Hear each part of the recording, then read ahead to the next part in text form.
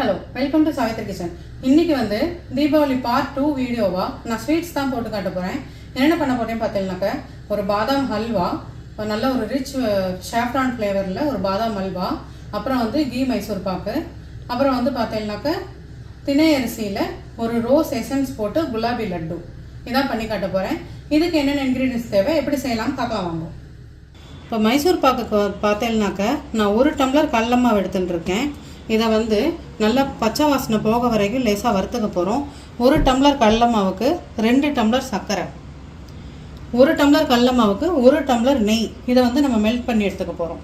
இப்போ அடுத்து பாதாம் அல்வாவுக்கு பார்த்தேன்னாக்க நான் இங்கே 200 கிராம் பாதாம் நல்லா ஒரு அரை மணி நேரம் வெந்நீரில் ஊற வச்சு தோல் உரிச்சு எடுத்து வச்சுட்டுருக்கேன். இந்த மாதிரி 200 கிராம் பாதாமுக்கு 200 கிராம் சர்க்கரை, காய்ச்சின பால், பச்சை வெறும் பால் ஒரு டம்ளர் எடுத்து வச்சுட்டுருக்கேன். இங்கே வந்து ஒரு அரை டம்ளர் பாலில் குங்குமப்பூ போட்டு எடுத்து வச்சுட்டுருக்கேன். திணை அரிசி லட்டுக்கு பார்த்தேன்னாக்க நான் வந்து திணையை நல்லா ஒரு ராத்திரி ஃபுல்லாக ஊற விட்டுட்டு நல்லா வெயிலில் நல்லா காய வச்சுட்டு மிஷினில் கொடுத்து திரிச்சு வாங்கி வச்சுட்டுருக்கேன். இது வந்து ஒரு அரை கிலோ திணைக்கு அரை கிலோ சர்க்கரை, ஈக்குவல் குவான்டிட்டி சர்க்கரை. இது பவுடர் சுகர் வந்து நான் பவுடர் பண்ணி எடுத்து வச்சுட்டுருக்கேன்.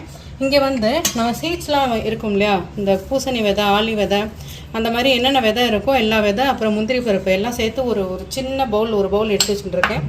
ரோஸ் எசன்ஸ் பண்ணுறதுக்கு, நெய் மெல்ட் பண்ணுறதுக்கு, பாதாமுக்கும் இதுக்கும் சேர்த்து நெய் இந்த பக்கம் எடுத்து வச்சுட்டுருக்கேன்.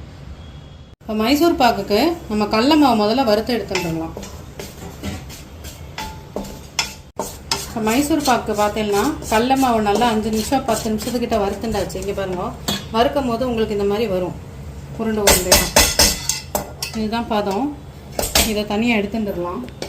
ஏன்னா கடலை மாவு வறுத்துண்ட அதே இழுச்சட்டியில் இந்த நெய்யை நல்லா மெல்ட் பண்ணி எடுத்துக்கலாம் நம்ம மைசூர் பாக்குக்கு.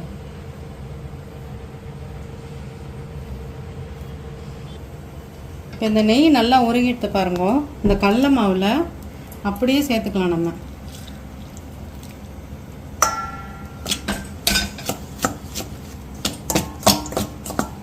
இப்போ இங்கே சர்க்கரை எடுத்து வச்சுட்டோம் இல்லையா மைசூர் பாக்குக்கு, அதை வந்து போட்டுக்கலாம். ஃபஸ்ட்டு ஸ்டெப்பு ஸ்கிப் பண்ணாமல் கடலை மாவு வறுத்துக்கோங்க. இந்த சர்க்கரை மூங்குற அளவுக்கு தண்ணி விட்டுட்டா போதும், அதுக்கு மேலே தண்ணி வேண்டாம். இது நல்லா ஒரு கம்பி பதம் வரணும். இப்போ நம்ம இந்த கடலை மாவில் நெய்யை விட்டுண்டு கட்டியே இல்லாமல் நல்லா கலந்து விட்டுக்கலாம்.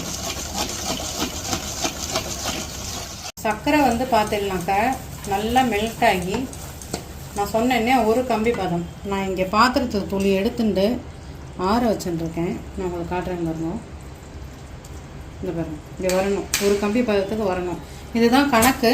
இந்த ஒரு கம்பி பதத்துக்கு வந்ததுக்கு அப்புறம் தான் நம்ம கரைச்சி வச்சுருந்த கடலை மாவை இதில் வந்து ஆட் பண்ணணும்.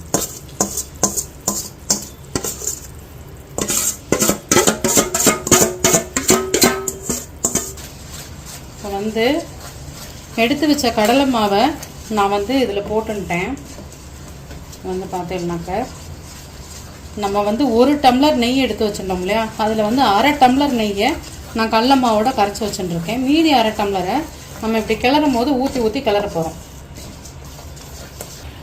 இங்கே பார்த்தீங்கன்னாக்கா இந்த நல்லா கொதிச்சு வருது பாருங்க. இந்த ஸ்டேஜில் நம்ம எடுத்து வச்சுட்டதுலேருந்து ஒரு பாதி நெய்யை ஆட் பண்ணிக்கலாம். பாதி நெய் வந்து கடைசியாக ஆட் பண்ணிக்க போகிறோம். இப்போ வந்து இங்கே பார்த்தீங்கன்னாக்கா இந்த பாருங்க, இந்த மாதிரி கொஞ்சம் நூலாக வர்ற மாதிரி வந்துருக்கு பார்த்தீங்களா. இந்த ஸ்டேஜில் நம்ம எடுத்து வச்சுருந்த மீதி நெய்யை விட்டுட்டு நல்லா ஒரு கிளறிண்டுடலாம். ஒரே ஒரு சிட்டிக்கு உப்பு. எதுக்குன்னு பார்த்தீங்கன்னாக்கா இந்த சர்க்கரையோட வெள்ளை கலரில் மேலே படலை மாதிரி படரும், அது படராமல் இருக்கிறதுக்காக. இந்த மாதிரி வரும்போது நம்ம வந்து ஒரு இதில் மாற்றிட்டுடலாம், ட்ரேயில். நான் ஆல்ரெடி ஒரு பாத்திரத்தில் பட்டர் ஷீட் போட்டு வச்சுருக்கேன், அதில் அப்படியே மாற்றிக்கிறேன். இப்போ நம்ம எடுத்து வச்சுட்டுருக்கிற திணை மாவோட இந்த அரைச்சி வச்சுட்ட பவுடர் சுகரையும் சேர்த்துட்டுடலாம். சேர்த்துண்டு நல்லா இந்த மாதிரி இதை முதல்ல கலந்து விட்டுடலாம். நம்ம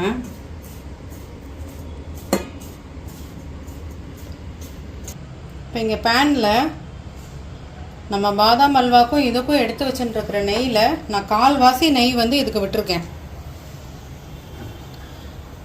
இந்த நெய் மெல்ட் ஆனோன்னே இந்த சீட்ஸ் எல்லாம் எடுத்து வச்சோம் இல்லையா, அதை எல்லாத்தையும் அதில் போட்டுட்டு நல்லா ஒரு முந்திரி பருப்பெல்லாம் கோல்டன் ப்ரௌனில் வர்ற அளவுக்கு வறுத்துண்டு இந்த மாவில் கொட்டி லட்டு கொடுக்க வேண்டியதான். இங்கே நான் வந்து ரோஸ் எசன்ஸ் வச்சுட்டுருக்கேன். அது வந்து நம்ம ஒரு டேபிள் ஸ்பூன் வர்ற அளவுக்கு விட்டுக்கலாம். இப்போ இந்த பக்கம் பார்த்தீங்கன்னாக்க நம்ம எடுத்து வச்சுருந்தோம் இல்லையா, வரணும் முந்திரி பருப்புலாம் அப்படியே கோல்டனில் இது வரணும், பொன்னிறமாக வதங்க ஆரம்பிச்சிருக்கு. இதை அப்படியே ஆஃப் பண்ணிட்டு இதில் சேர்த்துட்டுடலாம்.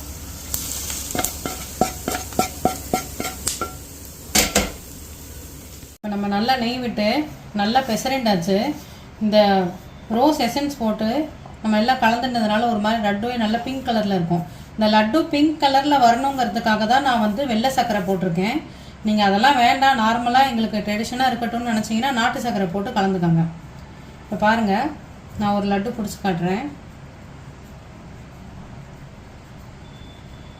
இல்லை பாருங்க, இவ்வளோ அழகாக வந்திருக்கு. இந்த மாதிரி நம்ம எல்லா லட்டும் பிடிச்சி வச்சுக்கலாம்.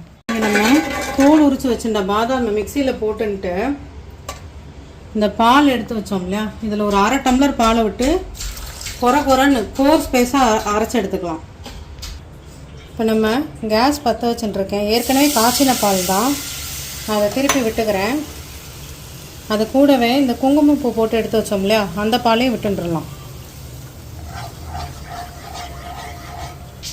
இந்த பால் திருப்பி நல்லா பொங்கி வருது பாருங்கள். இந்த ஸ்டேஜில் நான் கோர்ஸ் பேஸ்ட்டாக அரைச்சி வச்சுருக்கிற இந்த பாதாம், அதாவது மணல் பதம்னு சொல்லுவாங்க, அந்த பதத்துக்கு அரைச்சி வச்சுருந்த பாதாம் பேஸ்ட்டையும் இதில் போட்டுடலாம்.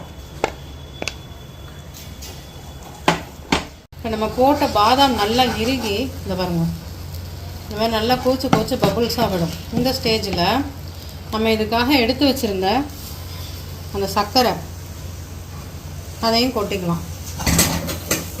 சர்க்கரையை போட்டுன்ட்டு ஒரு கலக்கிட்டு நெய் விட்டு இப்போ இந்த பாதாம் அல்வா பாருங்க, நம்ம சர்க்கரை போட்டு நல்லா நெகிழ்ந்துருக்கு.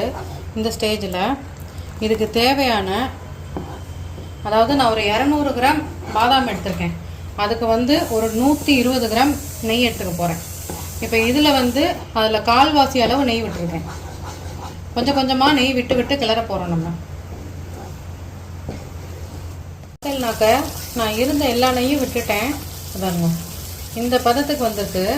இதை விட இன்னும் ஒரு 5-10 நிமிஷம் அடுப்பில் விட்டுட்டு கிளறிட்டோம்னா நல்லா அல்வா பதத்துக்கு வந்துடும். அதுக்கப்புறம் எடுக்க வேண்டியதான். இங்கே வந்து பாருங்கள், நல்லா கிளறி நல்ல ஒரு இறுகின பால்கோவா பதத்துக்கு வந்திருக்கு பாருங்கள். இந்த ஸ்டேஜில் சும்மா ஒரு சிட்டிக்கு உப்பு போட்டுட்டு நல்லா கலந்து ஒரு பவுலில் மாற்ற வேண்டியதான். இப்போ நம்ம பண்ண பாதாம் அல்வா பார்த்தீங்கன்னாக்க நல்லா இந்த பதத்தில் இருக்கு பாருங்க. இதை நான் ஒரு பட்டர் ஷீட்டில் இந்த மாதிரி மடித்து வச்சுட்டுருக்கேன். இப்போ உங்களுக்கு பண்ணி காட்டணுங்கிறதுக்காக சூட்டோடு பண்ணியிருக்கேன். சூடை துளி ஆற வச்சுட்டு பட்டர் ஷீட்டில் மடித்து எடுத்தோம்னா நல்லா ஸ்கொயர் ஷேப்பில் அல்வாவாக கிடச்சிரும். நம்மளுக்கு நல்லா ஸ்கொயர் ஷேப்பில் அல்வாவாக கிடச்சிரும். சூடை ஆற வச்சுட்டு பட்டர் ஷீட்டில் போடுங்க. இந்த பக்கம் பாதாம் அல்வா ரெடி, இந்த பக்கம் மைசூர் பாக் ரெடி, இந்த பக்கம் திணை குலாபி லட்டு ரெடி.